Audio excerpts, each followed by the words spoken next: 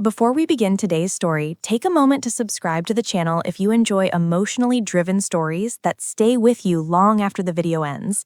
These stories aren't loud or rushed, they quietly settle into your heart. At 11:42 p.m., my husband looked at me and said, "Okay, invite her." In that instant, I realized I had just crossed an emotional boundary I wasn't prepared for. I didn't smile, I didn't speak, I just nodded. I had expected hesitation or confusion from him, maybe even a question, but not quiet agreement. Calm, steady, yet heavy with meaning. This idea didn't come out of nowhere. Weeks earlier, I received a message from my younger sister. "I don't feel like I belong anywhere anymore." No details, no follow-up, just that sentence, sitting in my mind like a shadow.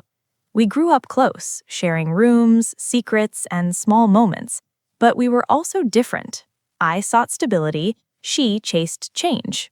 That night, I realized my life was predictable and safe, while hers was uncertain and restless.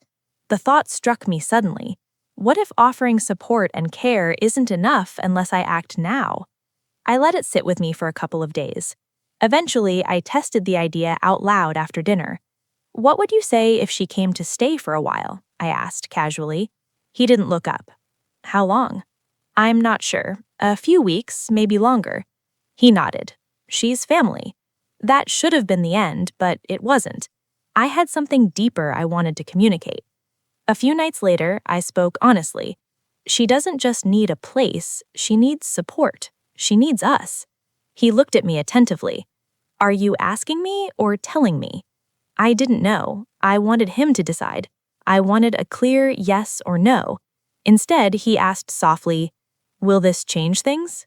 "Yes," I admitted. "I think it might." "Will it be difficult?" he asked. "I don't know," I whispered. Then he said simply, "Okay, invite her." That was the moment everything shifted. Not when she arrived, but when we both stepped into something new without stepping back. 5 minutes after sending the message, her reply appeared. "Are you sure?" I stared at the screen, my thumb hovering.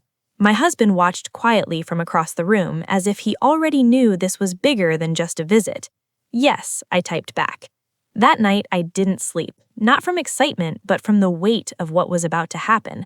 I realized I wasn't just inviting my sister into our home, I was opening a space my marriage had never been tested in before. She arrived early on Tuesday afternoon, 2 hours before she said she would. I remember the exact time because I was standing at the sink, hands in soapy water, rehearsing a calm version of myself for when the doorbell rang. My husband was still at work. That wasn't part of the plan. None of this was supposed to happen without witnesses. When I opened the door, she stood there with one suitcase and a tote bag that had clearly seen better days. Her hair was shorter than the last time I had seen her, and her smile came quickly, almost like she was trying to outrun her own worries. "Hey," she said, stepping inside. She hugged me tightly, the kind of hug that doesn't ask permission. I smelled cold air and unfamiliar detergent on her clothes, and something else beneath it. Restlessness, maybe relief? "I came early," she said, closing the door. "I didn't want to change my mind." Then she laughed lightly but didn't look at me when she said it. I showed her the guest room, the same one we had always called the office because no one stayed long enough to need a bed. She dropped her bags on the floor and sat on the edge of the mattress, exhaling like she'd been holding her breath for days. "This is nice," she said quietly. "You've done well." There was something in her tone that made my chest tighten. Not envy, not admiration, but disbelief. I made coffee and we sat at the table talking about neutral things. Traffic, weather, the drive over. Neither of us mentioned why she was really here. It felt like circling a hole in the floor, careful not to fall through. Eventually, she asked about my husband, not casually. "When does he get home?" "Around 6, I replied. She nodded silently, counting the hours. The room felt different with her there, every sound louder, every shadow noticeable. When my husband finally walked in, the moment landed harder than I expected. He froze for half a second when he saw her, then smiled, polite, measured, and kind, in a way that meant he was paying attention. "So, this is the famous sister?" he said, setting his bag down. She stood immediately, smoothed her shirt, and returned the smile. "I've heard a lot about you," she said. They shook hands, a simple gesture. Yet I noticed the subtle awareness between them, the way she held on a fraction too long, the way he noticed without reacting. Dinner was fine, too fine. No tension anyone could point to, but a quiet current ran beneath every sentence. She laughed at his jokes faster than I did, and he listened to her stories with the same care he usually reserved just for me. Later that night, after she went to bed, my husband sat beside me on the couch. "She's different than I expected," he said quietly. I didn't ask how, I just nodded, feeling the days ahead, rearranging our home rhythm in small, unpredictable ways. The days that followed her arrival quietly rearranged our home. She woke early, filling the house with small movements, making breakfast, tidying up, and bringing energy that wasn't there before.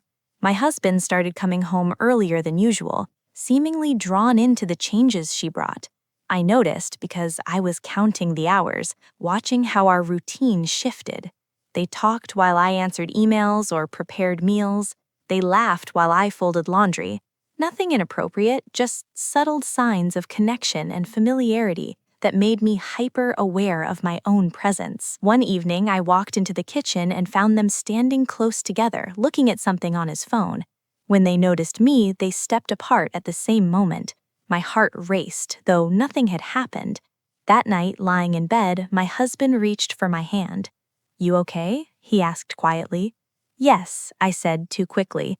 He didn't press, but he didn't let go either. 3 days in, my sister asked a question I wasn't ready for. "Did you mean it?" she said, washing dishes beside me. "When you said I could stay as long as I need?" The question sat between us, heavy and loaded. "Yes," I said. "Why?" She shrugged almost casually. "Just making sure." Later, when I caught my reflection in the darkened window, I barely recognized the woman looking back at me. The person staring back carried a mix of relief, uncertainty, and a quiet realization that our family dynamic had shifted. Life in the house had changed. Small things, a cup left on the counter, laughter from the kitchen, the way my husband smiled at her stories felt bigger than they were. Everything seemed amplified, yet still ordinary. I realized that inviting her in wasn't just about providing a place to stay, it was about stepping into something new, a part of life I hadn't fully understood until it was happening.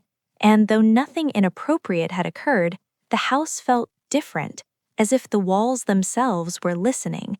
I didn't know what the next week would bring, but I understood one thing. Family ties, even the ones we think are simple, can quietly test us in ways we never expect. To be by the fourth day, the house felt different, warmer, fuller, yet strangely fragile. Her presence brought energy, but also a quiet tension that hovered just beneath the surface. She started asking small questions about our routines. "Do you always cook this early? How long have you had that plant?" Each question seemed harmless, but it made me realize how much I had taken my familiar life for granted. That my husband continued to interact with her with patience and attentiveness, the kind reserved for important conversations. I noticed, but I told myself it was normal. After all, she was family. One evening, we all sat in the living room. She shared a story from her recent struggles, simple, honest, and unpolished. My husband listened, nodding, asking gentle questions. The conversation flowed naturally, but I couldn't shake the feeling that this quiet closeness was shifting our household rhythm, that I found myself observing small gestures, the way she smiled at him, the way he responded with care, the way laughter echoed a little longer than usual. Nothing inappropriate happened, but the subtle changes were impossible to ignore. Later that night, I spoke to my sister alone. "Are you comfortable here?" I asked softly. "Yes," she replied, almost too quickly. "It's different, but good." Her answer lingered in my mind. Different, but good. It wasn't just a description of the house, it was a reflection of the quiet adjustments we were all making, learning to share space, attention, and emotions in new ways. As days passed, I realized how much our lives had subtly shifted. I had invited her for support, but what I hadn't expected was how much we would all learn from her presence, the patience, the care, and the small moments that matter the most. Sometimes change doesn't come with a bang. Sometimes it sneaks in quietly through shared coffee in the morning, laughter over small stories, and conversations that stretch into the night. And that's when I understood. Family isn't just about blood.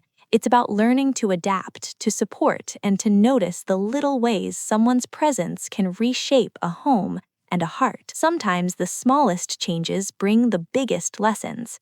Thank you for watching. Remember to cherish the people who quietly shape your life.